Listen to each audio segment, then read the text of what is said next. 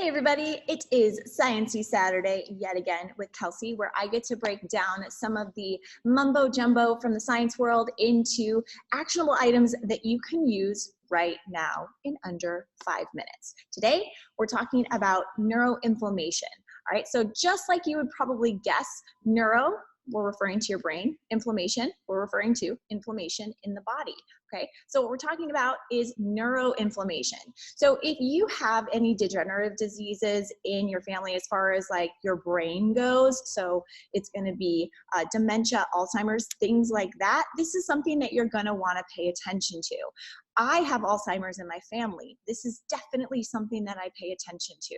Now, inflammation in the brain is going to definitely speed up the process or even get you to that stage of possibly having Alzheimer's or dementia in your future. Okay, inflammation is not something that we like in the body for long periods of time. It's chronic inflammation.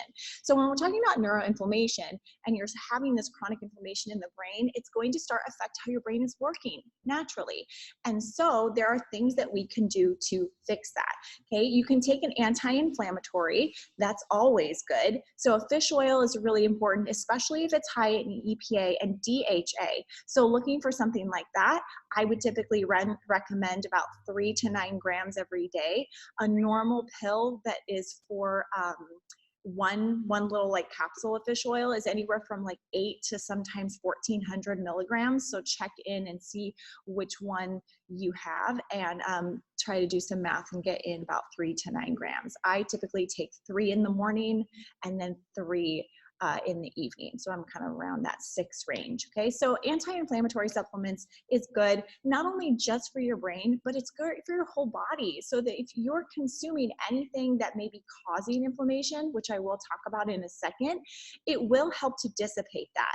Another thing, probably one of the best things that you can do for your body and for your brain is to eliminate or limit a lot of foods that are going to be high in omega-6 fatty acids. Now, omega-6 fatty acids can actually cause inflammation. Are they bad? Not necessarily, not all the time, but when you're chronically high, it's something to consider. That's going to be things like sugar, alcohol, all the fun things that you know that I'm about to list, baked goods, hydrogenated oils, seed oils that are not cold pressed, things like that. So if you're consuming vegetable oil, canola oil, consider changing those. Even if you're feeling like, well, I do chia seed oil, or I do like avocado oil, or I do grapeseed oil, those are all great, but how they press them is actually extremely important. So you're looking for a cold expelled or cold pressed when you are finding one of those seed oils, all right? The heat is going to cause it to become rancid, and then that's what you're putting in your body. We don't like that, all right? So really lowering our inflammatory foods and then upping anti-inflammatory supplementation helps a lot.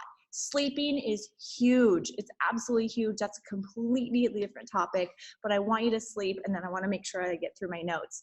So when you also want to make sure that you're having really great glucose and insulin management. Okay, so this is big too. Now, glucose has to go somewhere. Now, if you're eating something and glucose is circulating through the body because you ate too much of something that's sugary or maybe too many carbohydrates at one time, the glucose has to go somewhere, and it also goes to the brain. And sometimes it can overrun the brain, and that can cause some serious issues. So glucose management is huge. Insulin management is huge. So with that being said, watch your portions. I love carbohydrates for almost all people. I think it's great. You just want to do it within the right portions, which is typically 1 or 2 cupped hand sizes. All right, you guys, it's been Sciencey Saturday.